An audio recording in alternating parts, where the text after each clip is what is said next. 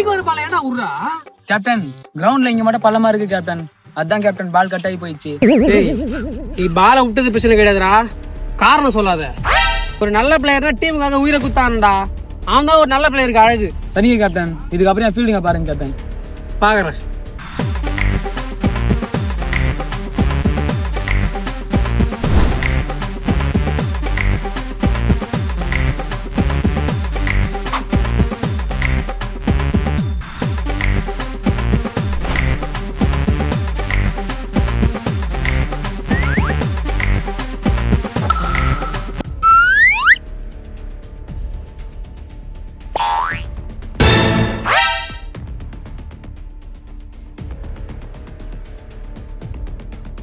Captain செத்துட்டா captain.